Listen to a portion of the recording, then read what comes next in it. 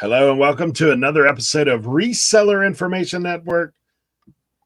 I'm joined by my co-host Tim, Cernoch, and Leroy today, and also my big pile of stuff behind me that you guys always love to see. Yes, I am a real reseller. I don't just play one on TV. And so we have a pile of hats and various things behind us. Thank you guys for being a part of our show here and hanging out with us on Tuesdays. We appreciate each and every one of you. Guys, if you missed last week's episode, man, you missed out on a load of fun. I encourage you to watch to the end, because if you don't watch to the end, when I read these comments in a section, you'll be like, what is going on? So you got to go back and you got to figure it out. What's going on is we had some comments this week talking about what we dropped at the end of our video. And we start out with Trash Cat Rescue. It says, Top Cowboy Leroy, a.k.a. Prickly Pete. Second is Eric, the Snoring Snipe. Now, we've all stayed together in the same Airbnb. I think there's some competition in that category. Cernoch comes in as AKA the Hat Tipper. Hat Tipper Harry, as a matter of fact. Hat Tipper Harry. And sorry, Tim, but I got to put you at 4. The Cantina Comedian is Tim. That's pretty well. Cantina. All jokes aside, you guys rock. And then Sentimental Connection comes in and says, Tim doesn't know Cowboys have nicknames, should be automatic disqualification. So we look at this and say, Vintage Sports Flips, my ranking is Cernoch, Eric, Tim, and then Leroy on the horsemanship Cowboy skills ranking. I'm going to need some more time on the nickname front. So, guys, we do appreciate all of you folks. Oh, one more. Joe Deals drops in. Cernoch is the cap slinger. Leroy is the long draw. Trailblazing Tim and Ironside for Leroy. There you go. Hey, I'm going to have to look up some. I'm kind of disappointed that I didn't get as much cowboy love as I thought I was going to get. I mean, I really thought that just maybe if I dressed up one day and did a photo shoot as a cowboy, that people would see the cowboy in me more. We'll dress you up down here. You can do a little boot and scoot and boogie, Tim. A little boot and scoot and boogie. Line dancing. I'll make him drive to DC just in full cowboy gear. Can you imagine getting out of the car in Tim's neighborhood in full cowboy gear?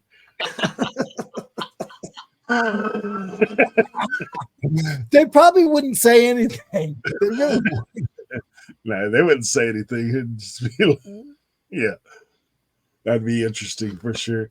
Hey, we do appreciate all you guys who do support us and watch this show, and we want to jump into our channel members. We'll bring Tim to the stage and go ahead and get ready here on the banner front.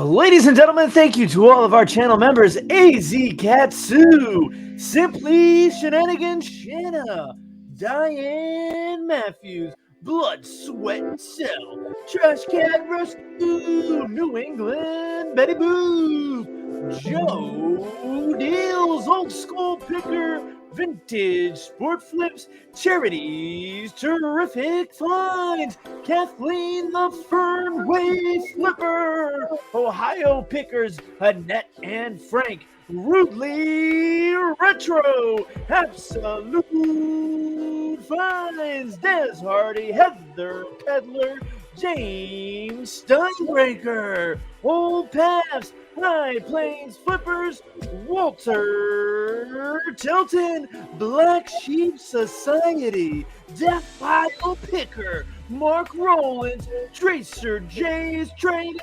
Aaron Vaughn, Central Iowa Picker, and Wiggle Room 9. There we go. Thank you guys so much for all of you who support us with a monthly membership. We do appreciate each and every one of you guys. Absolutely. Thank you so much. Let's see. Let's pull down this banner. And hey, look, today we're going to be doing a few little different things. You will not want to miss what we're doing here at the end of the show. It's somewhere towards the end of the show. Don't fast forward it yet. Just hang out because there's some stuff coming on. But towards the end of the show, Cernoch is going to be doing a super deep dive into the most expensive t-shirts that you will see and what makes them so. But before we get into that, I do want to do a little segment of 101, talking to some of you guys. If you are a new reseller, maybe you're an experienced reseller, we had a question come in this week that's super interesting to me about, do you do this? Should you do this? How should you do this? Should you not do this? And it's pertaining to consignment. So we're going to do that.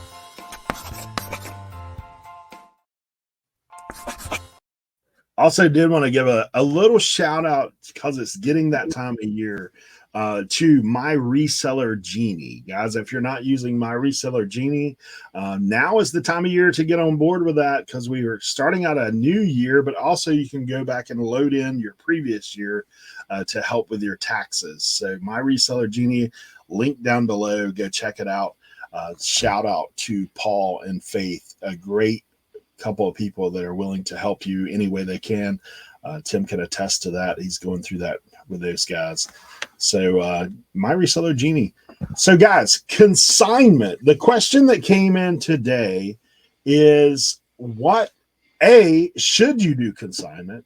What percentage would you consider doing consignment with? And what some realistic expectations or ground rules that we need to put down if you're going to do consignment? So let's start out. Guys, would you do consignment? Let's start at the bottom. Leroy, would you do consignment? I've done it. I do it maybe once a year. I try not to do it, but sometimes it leads into other picks and stuff.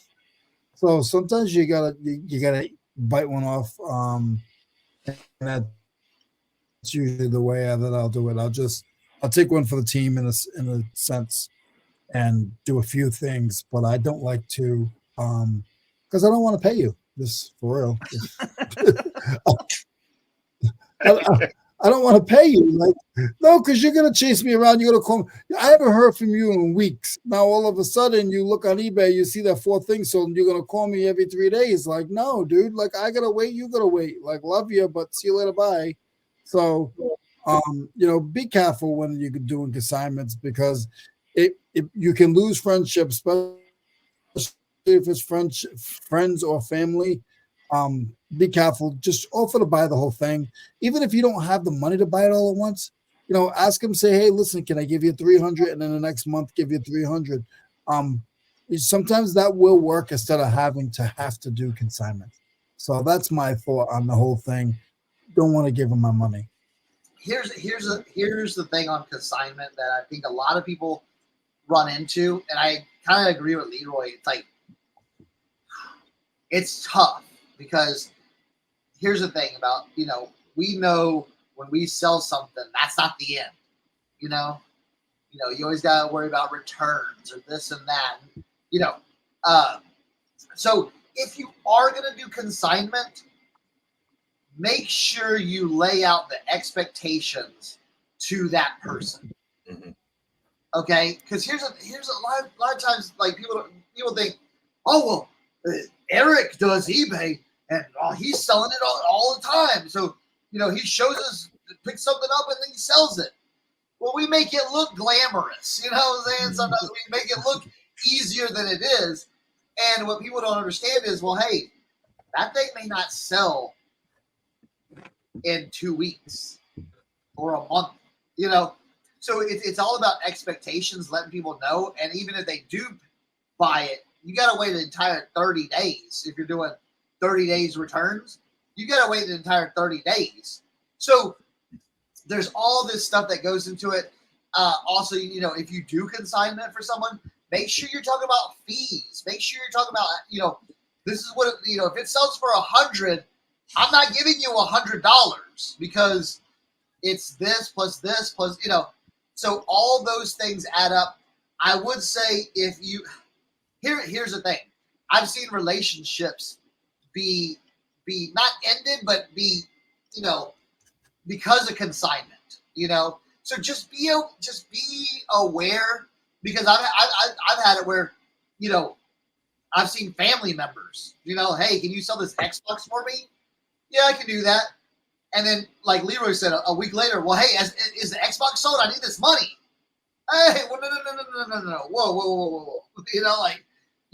If you want me to sell it fast, I can sell it fast. You just ain't gonna get a lot of money for it. You want money for the Xbox? Okay, I'll put it up for $40, and I'll sell it after fees and everything. Here's a $20 bill. So I would always say like this, talk to the person, let them know the expectations. And also, here's the one thing too, you can always do. Say, hey, instead of doing consignment, I'll just buy this outright from you right now. How much do you want? How much are you looking for to get for this item? If it fits within my budget, then maybe we can make a deal. But, tell them but you're going to have to do all the legwork. That's what a lot of people don't understand when you're doing consignment. You're doing all the legwork. So, if you are, it shouldn't, your consignment should be about a 60-40 split because you are doing all. And the thing is, too, I always say this, like with consignment, be careful because, hey, can you sell these shoes for me? I got a pair of high-end Nike Air Jordan shoes. Okay, cool, yeah. But you didn't know they were fake. You know what I'm saying? Mm-hmm. So there's other things that that could inhibit you from making this, or even like harm your store. So just put all those things and think about it. I'm not saying not do it, but I'd be very, very, very cautious doing consignment. Don't do it. I mean, listen, like if I'm just going to be real with you, I refuse to do it. I will not do it. There are people who are really good at consignment.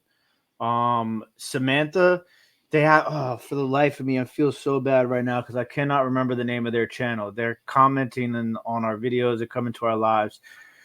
She's a professional consigner. Like if somebody wants to consign, direct them to somebody who's a consigner. Maybe take a consultation fee or something like that. But like, because people just don't understand what goes in. Like I'm gonna have to pay the taxes on it. I gotta pay for shipping. I gotta pay for materials.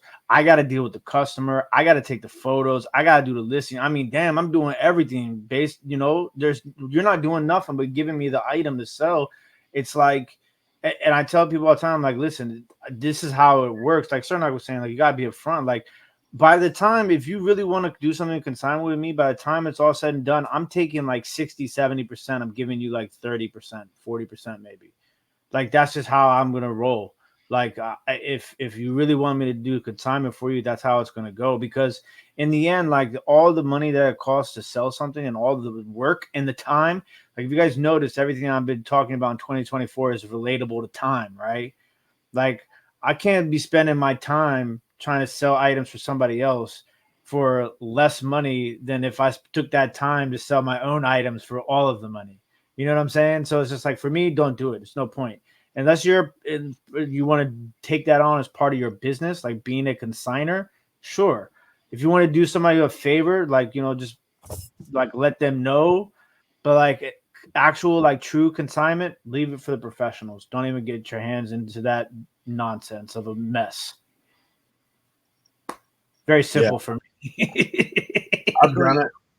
I early on, like you said, people do come to you and say, "Oh, you sell online? That's cool." Like if you're selling online, then man, would you sell this for me? And I've done it. And what happened was the same type thing. I was like, honestly, I've still got some stuff in my shed that I ended up, after I sold a couple things for him, I said, you know what? Let me just give you all this money. And the rest of this is mine. Like, unless you want it back and we'll do a split.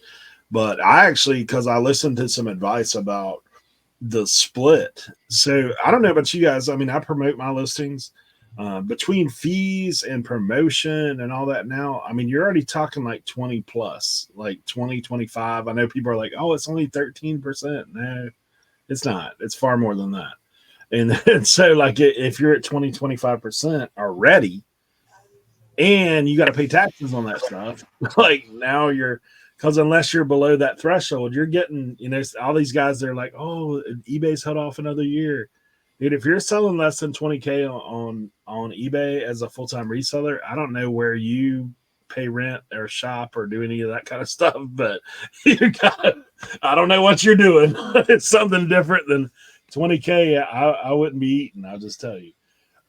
So like for me, when I look at those things, I said, I got to pay taxes on it.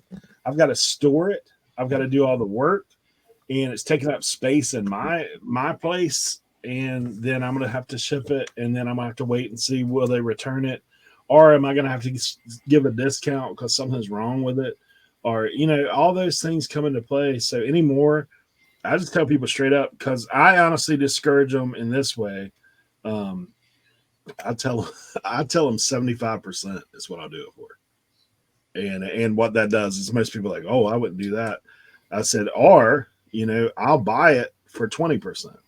Yep. Like I'll just buy it. That's what I would rather do is just buy it if it's worth doing, because the problem with consignment, unless it's I guess the only way I would really consider it if it was like, hey, I want you to sell this, $15,000 item. And in that case, we would be doing some paperwork. I'll just be honest. We would actually write a contract and say, this is the contract. This is what you can expect from me. This is what. And then, honestly, I would put the max hold on that thing, because people can file credit card. I actually had one come through the other day where someone had filed a credit card fraud thing. Like, I didn't order that. But luckily, eBay did step in and take care of it. Like, I haven't had to mess with it at all. But I'm like, man, this is like 90 days after the fact. Like, they're far past the point of return. Yeah. So like those kind of things you do have to keep in mind.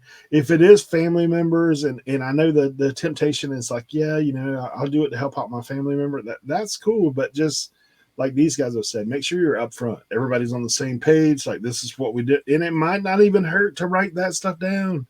Like, hey, this is what we did. Send it via email, so you both got a copy of what's going on. Like, this is what you can expect of me. This is what you expect from you, that kind of thing. But like for me, thankfully the time that I did it, I bought the rest of the inventory, and I don't want to deal with it. But like, sometimes you can get in some interesting situations. Like I was in one recently where people have given me stuff to sell, and like I basically, kind of not really a consignment, but like, look, if I sell it and it does a little bit better, like I'll give you some money up front. And if it does a little bit better, then I'll obviously bring you some more. I would rather do that method. I want to make sure that I exchange money with you out the front. And then like, okay, if for some reason I get home and look this stuff up and this is like a $10,000 item or something crazy, then I'll hook you up a little bit more. I actually have a relationship with one of my thrift stores where I do something similar to that, give them some money up front, sell the stuff, and then kind of give them a cut on what comes through. But it's a loose consignment, I would say, they're not calling me every day, hey, did you sell this? Did you do this? And then like I look out for them, they look out for me, kind of thing. But I know we touched on it a little bit about consignment front. But is there anything else you guys could think of that, like, would be, I mean, I think Tim's absolutely right about it. If that's your business model, if you're a consigner, like, there's thrift shops and all these kind of places that have the little places where they consign people's stuff and you can check on it. I don't want people all up in my eBay store causing a problem. So like, there's some of that, but is there a scenario where you guys would think I would consider it? Is there something? No. I got enough trouble in my day-to-day routine. I don't need to add more to it. Like, I have so much on my plate already. I don't need to add somebody else's stuff to it. It's just, no. There's so much other ways to be spending your time to make money. I understand if you'd want to do a favor for somebody, but you have to be upfront. Otherwise, just don't do it. There's no point. What is the point? I feel like I see a dead dinosaur behind Tim up on the top of his head there, that boy.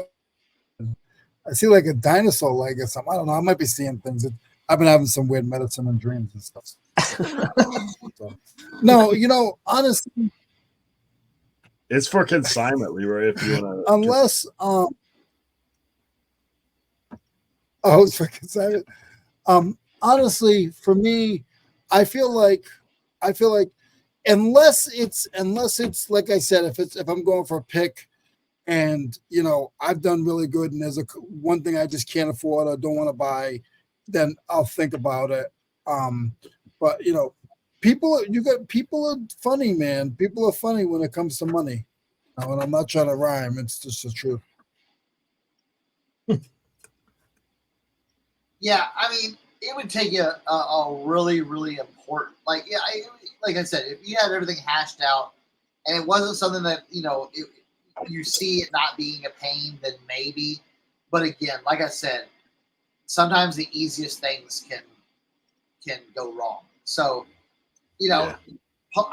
me personally, unless it was like, an easy get, like say, hey, can you sell this Nintendo Wii for me? All I want is like $25 for it. Okay. You know what I'm saying? Like something like that can be easy. Like I wouldn't pay $25, but it'd be like, okay, I might just shell out the $25, be like, hey, here you go. And then I'll sell it and just, something like that. But I can't see anything going anywhere like farther. Yeah. Like consignment. Yeah, I mean, that's kind of where I see like the thing. I mean, I know that there's huge downfalls to it. And I've heard those stories of people that have got stuck with some stuff. I mean, even to the point of legal, if you're not careful. Like people get, kind of crazy when it comes to the world of consignment, like in eBay. People act funny when it comes to money. Funny money. That's why funny money. Yeah, when I look at these things, like we get these questions from time to time, and people are trying to. I know it's tempting to a degree because you're not having to put out money. It is tempting in that regard. I don't have to put out any money up front, but also if you don't have to put out any money up front, then there's not much security, like and incentive, like. I don't know about you guys, but when I pay up, I tend to list it a little quicker. Like, if I've got money invested, I've talked with Cernoch and these guys, like, when you pay for something, like, and you've shelled out some money, like, I need to get this money back. I need to get that listing up. I need to get it done. So that's the other downside. Like, man, if you had, the stuff I got on consignment before was like a bunch of train stuff, and I didn't really know much about the train stuff. So that was one I kind of had agreed to it. And like Leroy said, it was kind of opening another door. But then once I got into it, I was like, dude, there's a lot of research with this stuff. So like I'm having to take my time to research to do this. And I'm not, nobody's getting paid. And then when I am getting paid isn't what I would normally get paid. So it's a problem, but that's our 2 cents on consignment. Any final thoughts consignment wise? Just don't do it. You took the words right out of my mouth. Unless it's it'd have to be the right circumstance, and just like I said, everybody be on the same page. Like if someone's got a car for me to sell, I might do that, like on a finder fee kind of situation, but. If someone came with a Mr. Potato Head or something, I'm like, nah, we good on that. I'm good on that. All right. Hey, well, look, we're gonna jump into this deep dive with Cernoch, and I know we'll have some questions along the way because when you start talking big money teas. Now, Cernoch, if you need somebody to consign these things for you, just let us know. Hey, I wish I had a few of these. I wish I had a bunch of these, but hey, we're gonna hit the deep dive button. We're gonna hit the deep dive. Oh, let's see the deep dive button.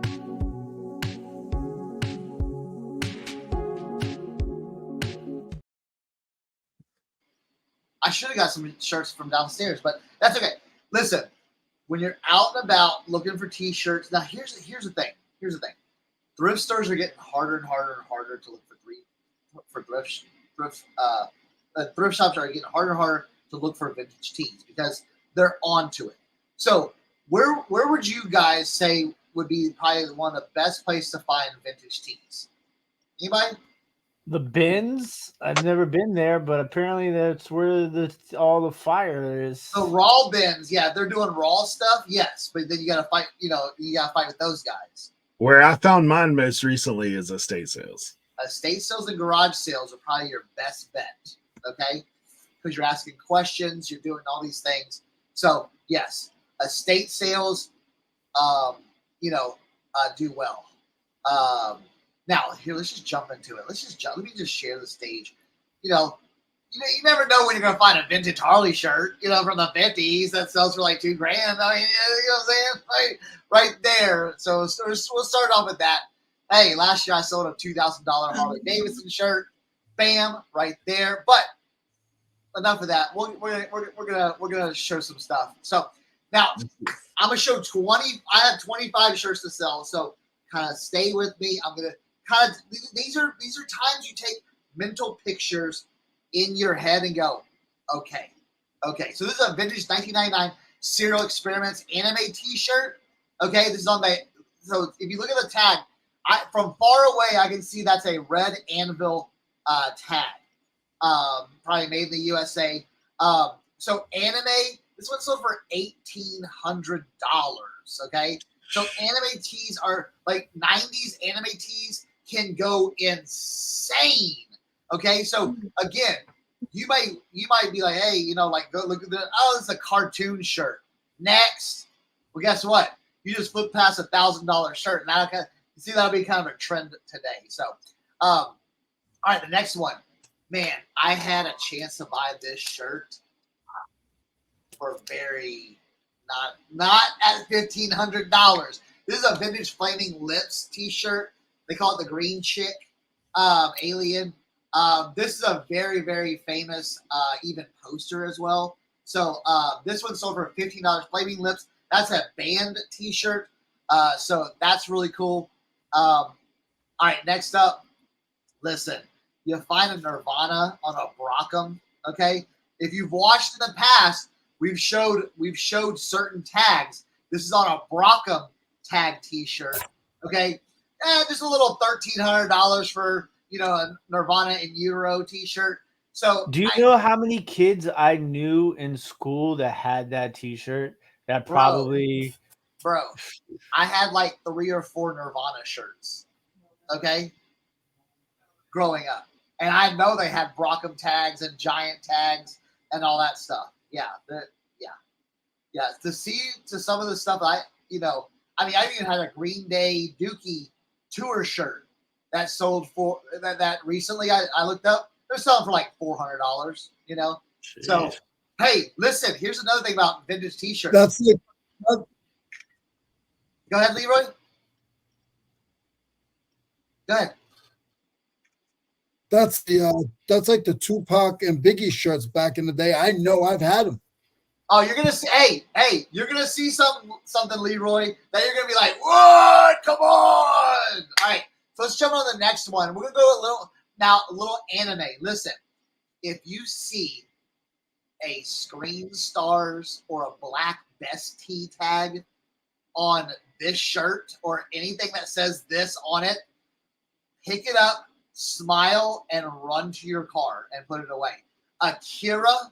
Okay, certain Akira shirts. This one sold for $1,000, but certain Akira shirts can hit the $1,500 to $2,000 mark. Okay, Akira. If you don't know, that is a vintage anime shirt. Like, listen, 1980. We're talking about late 80s. Okay, so if you find a late 80s Akira shirt, you hit a grand slam. So put that in. This is, like I said, put this in your memory bank. This is why I'm doing it. I'm showing you these things. You can kind of see the tags they're on. You can see the vibe, okay? Here we go. What about this one, Leroy? What about this one? Little vintage Fuji's 1996 tour shirt. So for $1,000. Now, here's the thing about this. the shirt doesn't have to be in a dead stock condition. If you see it, there's It's definitely fade. Definitely fade to the screen print and everything like that. But again, that is called authenticity of the item as well. So here's another vintage Fuji's 1996 tour shirt. Now, not all hip hop shirts have to be vintage 80s, vintage 90s. Creeping up in that vintage category now in this 2024. So 20 years ago, 2004, but show it to you right here. Now, what makes me really sick. This is a vintage Mad Villain 2004 tour shirt. This is MF Doom. Now, MF Doom passed away last year. So MF Doom stuff has gone from here to the stratosphere. Okay. I had an MF Doom shirt. I had a Mad Villain shirt from Stone's Throw because I worked doing promotions for Stone's Throw Records that had Mad Villain and Mad Lib on it, or MF Doom and Mad Lib on it. That's no one's gonna know what I'm saying except for like underground hip hop heads. But listen, sometimes if you see stuff like this, research MF Doom, look at certain things, and then put that in your memory bank. All right, let's go to the next one. Here we go. Like I said, another vintage Akira shirt, $1,500. Okay, it's on that old Fruit of the Loom. Okay, vintage 90s size XL. Look at that, $1,500 for some old grandma to be like, oh, you want this old cartoon shirt? Okay, all right. Don't mind if I do. Okay, all right. Leroy, who's got that Sade? Who's got the Sade out there?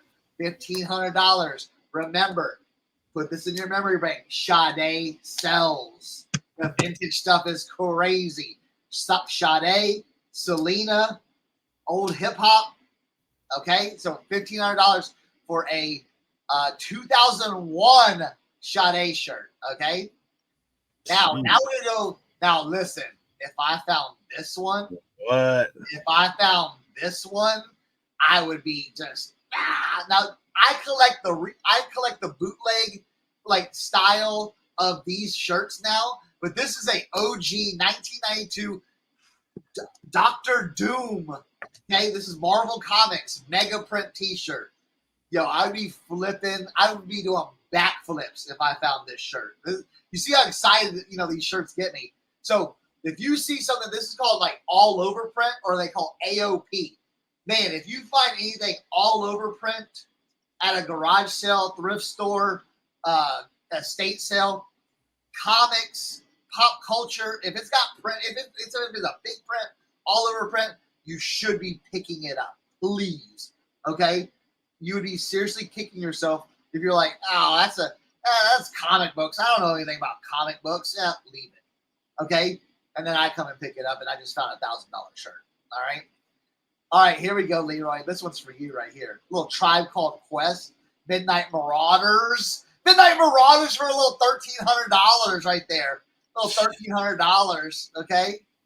Hey, old hip-hop sells. Now, I showed my Harley shirt. This one right here, look at this. Brothers in the Wind, okay? What tag is that on? Duh, 3D emblem, okay? Now, what I'm going to say about this shirt, like my shirt, I didn't wash it. If you're finding some of these 80s 3 emblem single stitch Harley shirts, don't do anything with them. This one sold for $1,000. Look at the condition. We got armpit stains. We got paint. We got all kinds of stuff. Still sold for $1,000. All right. Now, here's something. Little vintage 90s liquid blue. Okay. These look at that. These shirts sold like crazy. I found a bunch of these probably like 4 years ago. Not this one, but I sold them, and then I sold them locally as well to this one dude. He wanted them, and then I bought them back from them. I have some hanging in my closet. Not this one. This one's called the Weapon X Blue or Overload Weapon X. Now, Weapon X is a Marvel character. Now, Liquid Blue did not have rights to Marvel stuff, so they did their own iteration. So this one has become known as the Weapon X shirt. But if you find this shirt, again, big print, big crazy, liquid blue, take a look at it. This one was branded with tags still. That's why it sold for $1,000. These shirts on average used are probably like $300 to $400. Maybe this one, maybe $500-$600 range. But it was brand new with tags. That's what it pushed it over to $1,000 mark. Now, let's show this one. Little Sonic Youth shirt. Okay, over $2,000. Okay, Holy over shit. $2,000. So again, when you're looking at these shirts, sometimes it's better to buy it and you get it for cheap. If grandma comes out with an old bag of shirts and there's a whole bunch of single stitch stuff like that, hey, how much you want for the whole bag? Because guess what? We'll do the research later. Because how many of y'all would come across this shirt knowing what it is? Because it doesn't say Sonic Youth on it. Would you know what this is? No, you wouldn't. Okay, so again, put that in your brain. This one is awesome looking. Vintage 1993 SWAT Cats cartoon. Okay, SWAT Cat Squadron Hanna-Barbera Cartoon Network T-shirt. Look how awesome that looks. That's a mean looking shirt. $1,600. So, like I said, any vintage with big, crazy, bold graphics, all over print, big print, you need to be taking a look at. All right, moving on. Vintage 1990 Red Hot Chili Peppers, Nirvana, and Pearl Jam. Okay, Bill Graham T-shirt. Okay, Bill Graham out of San Francisco. Bill Graham is known for doing the promotions in San Francisco, doing the Hate Street posters and all that stuff. So this is a hot shirt right here. I mean, you got Red Hot Chili Peppers, Nirvana, and Pearl Jam. I mean, that's quintessential 90s grunge right there. So $1,500 for that one. Sometimes you have two things come together and make it even more valuable. So we showed that Sonic Youth shirt earlier, but what if Sonic Youth shirt was worn by Kurt Cobain in a famous photo? Well, then you get this guy, okay, vintage 1992 Sonic Youth T-shirt, Hysteric Astronauts, as worn by Kurt Cobain, okay? So, they have a picture of Kurt Cobain in this T-shirt. Hey, guess what? We sell them for $1,400 now. All right? That's crazy. Now we're going back. We showed you the Akira anime T-shirt, the other one from 1999. This is a Devilman Japanese anime manga T-shirt. Look at that. $1,800. You'll see it on the Red Bar Anvil tag. Okay. Now again, a lot of the anime you see now is repop stuff. So if it has a screen printed tag, that's a repop. But if you're finding any of this stuff on vintage tags, and it will give you a date, usually on the print on the shirt, you're taking a look at that, that's what you're looking for. So this one sold for $1,800. Now, hey, Sonic Youth is still selling. Look at this one. Okay, this one's the Dirty. Okay, I call it. This is from their album Dirty. This is the Dirty album cover. I have the little doll that looks almost just like this, but Sonic Youth, $1,700. Here we go. Here now movie T-shirts. There's some movie T-shirts that will sell like crazy. My friend had one of these, and he sold his like 3 years ago of this T-shirt. He sold this T-shirt 3 years ago for $600. Well, guess what? They sold this one for $1,300. It's just going up in price, So, Natural Born Killers 1994 shirt. I mean, what's left to say? Now, video games. Video games are really hot. The Zelda, the Mario, the Super Nintendo type stuff from that era. Legend of Zelda. Look at that. $1,100, almost $1,200 for that shirt. So again, it's got the hang tag. It's got all you'll see here. Let me show you. So you'll see the hang tag right here. that looks like a Toltex tag. Yes, hey Chris, you've been doing this way too long. But it looks like a Toltex tag for me. And down here, you see my little cursor. Down here is where you'll find the date. So you put those two together, then you know you've got something. All right. I mean, here's another $2,000 shirt. $19.99 Wizard Magazine #3 Wolverine T-shirt right there. Okay, still in the bag, $2,000. Okay, still in the bag. Gee. How much? Question: how much do you think that value of the 2,000 is due to that being still in the bag? A lot. So like $1,000 if it was like regular. Yeah, probably like 1,000 to 1,200 for like a vintage 91. Especially like Wolverine. Wolverine's a very popular character. So if you have some clear bags, you can make an extra 1,000. well, here's the problem. No. It's gonna have to be dead stock and with the OG tags on it. So yeah. And the bag's sealed too. So all right. This next one, take a look at this one. We're talking about vintage anime. $1,900 for a vintage Berserk anime vintage T-shirt. It's definitely on a Screen Stars tag, as you can see right there. I mean, vintage anime is wild right now. Harley, $1,500. Another 3D emblem, party animals. Anything from that 85, 84, 85, 86, 87 region that has the pigs and everything. Oh, there's my eBay. All right. And then next one, let's see, view this one. 1994 Grateful Dead Panther shirt. Okay, you can see the little Grateful Dead and the eyeballs right there. This sold for $2,100.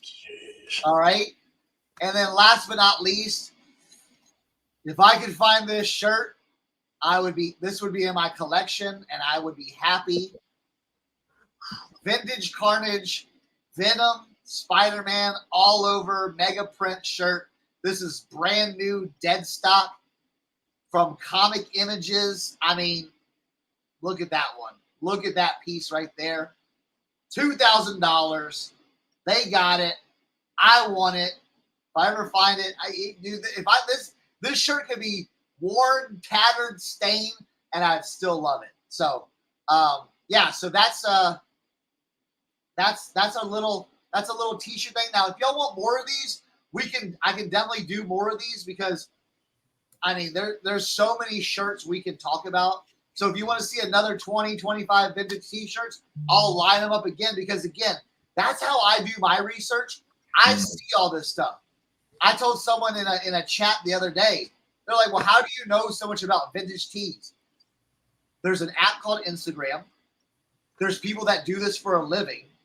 You can follow them. And every single day they're posting stuff, what they're finding. So you can watch and learn and watch and learn and watch and learn. So that's how you get it. If you like this segment, I can definitely do another segment on this. So just let us know. And just let us know in the comments down below, let us know the most you've ever sold a T-shirt for, what it is and what you got for it. The most I've ever sold a T-shirt for, I'm pretty sure, was the O.J. Simpson bootleg parking lot shirt, $175. I'm trying to think. I sold a couple, man. I sold that one Grateful Dead T-shirt. It was like a super rare one. It wasn't like a flashy, like all over print, like tie-dye or anything like that. It was like a rare one from like a really specific show. I can't remember if that was Led Zeppelin or Grateful Dead. Cernoch was with me when I found that shirt. It was when we were at Mr. Buys a Lot. The one with the I didn't know exactly what it was at the time, but I recognized the Grateful Dead logo on the shirt. I think I sold that for like $250, and then I've sold some NASCAR shirts in the height of the hype, like during COVID. Like I sold some of those for like $200. Like they were dead stock, all over print, Earnhardt ones. I know I'm missing one. A crazy one, like really random, weird, crazy. But yeah, those just stick out to me right now. I think I sold the Harley shirt for $2,000. I had a Nirvana sliver shirt that was wrecked. Like, I mean, I remember that one. Yeah. Underarms are all ripped and everything. I sold that for $900. Well, I sold it for $700 plus a trade. I did a trade for that shirt. One guy in Morgantown, West Virginia, he had a vintage shop. He paid me $700 plus a $200 shirt trade for that. And then I've sold some other stuff like the Aussie shirt. I think I sold for $6 to $8. I forget what it was. I think it was like $8. Yeah, it was $800. So yeah, but yeah, in the chat, everyone that's watching. Oh, wait, Leroy, what about you? Biggest shirt ever sold. Let's go. So I didn't sell a shirt. I've never sold a shirt for a lot of money, but I bought a shirt for $50 at a swap meet because the guy was walking around with this shirt on. He had it on, and it was blood steel, and it had the Steelers symbol on it. It was the company name in the front, but in the back it said blood steel, and then it had the Steelers symbol. And it was just their company work shirt. It was, just a shirt that somebody had made. I thought it was the coolest. I was like, dude, I will give you $50 for that right now. His buddy's like, sell it. I'll get you one tomorrow. Because you never know. You never, it meant something to me. You know what I mean? You're right. That's twice as much as I've ever bought a T-shirt for. I think the most I've ever paid for a T-shirt is $25. Yeah, no, I wanted that shirt. That was in the store, like not any reselling. That was a one of a kind shirt, though. You'll never find that shirt again. No. It was had my last. Where was name. the steel company from, Leroy? It was in Massachusetts. I got you. Cool. I was at the swap meet, and they were walking around. The guys were walking around. I saw 2 or 3 of them. The guys, and they had their logo name on the back, on the front, and then on the back it just said Blood Steel, and then had the Steelers symbol on it. And it didn't say Steelers; it was just the 3 diamonds. And I was like, man, that thing is so bad. I told my brother, I said, Chris, I want that shirt. He goes, ask him to buy it. And he goes, just give him a price that you throw him the high price first. So I was like, $50. The guy's like. He told his other guy, he said, take it off. Give him the shirt. He's your size. I'll get you one tomorrow. He said, we got more at the shop. That's I don't cool. care. Do you still have that shirt, Leroy? No. That's funny, man. We'll find it for you one day. Blood steel. Yeah. Yeah. But it's you don't know, like Cernoch was saying, and I did want to put 2 cents in that. Where can you find this stuff? Ask your cousins. Ask your aunts. Hey, you have any old Rocks T-shirts? You know the house is old. You got any of those old Bon Jovi T-shirts sitting around in the house? You have any of those old, Bon Jovi or any of those guys? Well, here's another thing too. What I was going to say about that.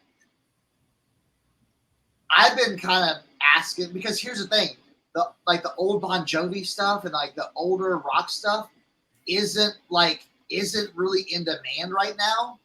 But that 90s, like I showed, a bunch of 90s cartoons, anime. I didn't even touch on wrestling shirts. I might do a wrestling shirt. I saw a Paul Abdul shirt go for big money. Yeah. So, see if they had hey, oh yeah, our son moved out a long time ago. Hey, you got any of your son's, old shirts still laying around? I do that all the time now too about people my age.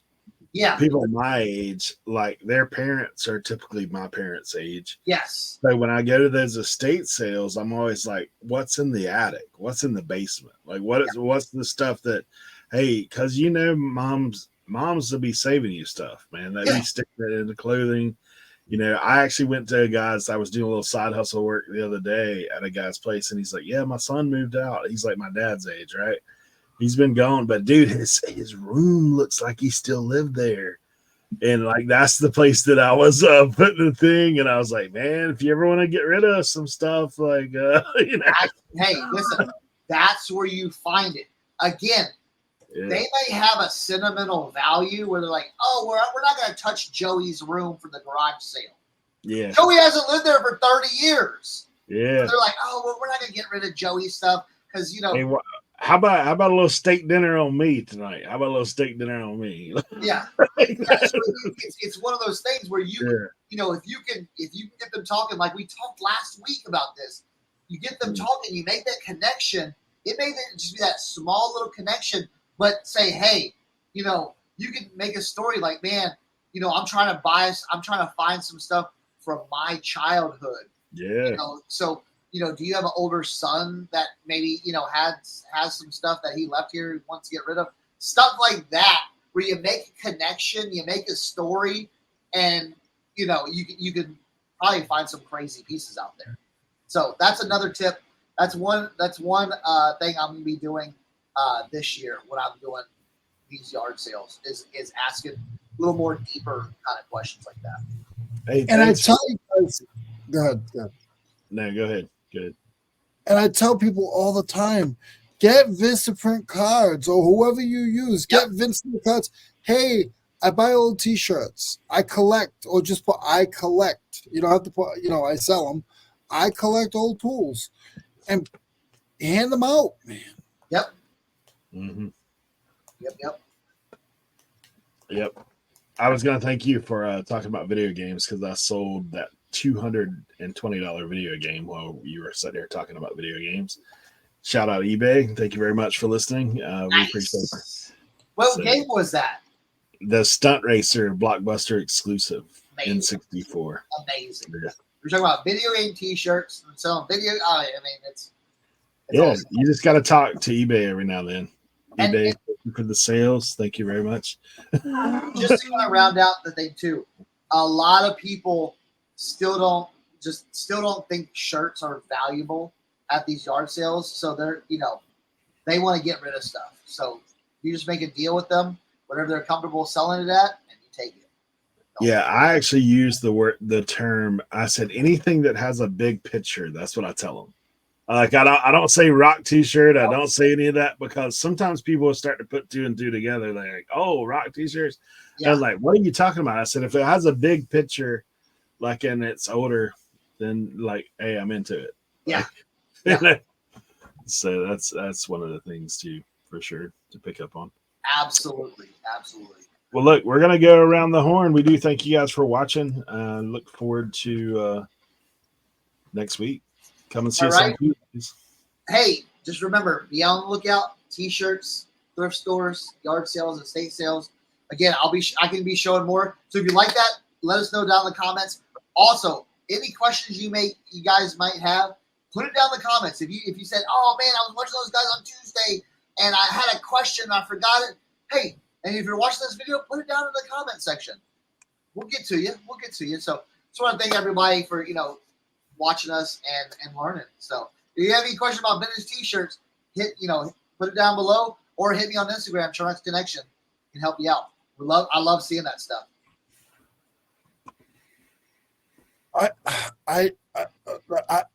T-shirts don't sell. No, they don't. Have a good weekend, guys. Oh my gosh, he dipped on it. He dipped. We love Leroy. Leroy is the best guy. But ladies and gentlemen, we want to thank you guys as always for joining us. We appreciate all the love and all support. Please keep those questions coming in, ladies and gentlemen. It is what fuels us to continue helping you all. Make sure you are going and checking out the links in the description below. One Stop Shop is open. We're going to be doing a lot of work on that here in the springtime, getting ready, going into yard sale season. But definitely keep those questions coming. Make sure you guys are checking out these videos. Give us some ideas. What do you want us to talk about?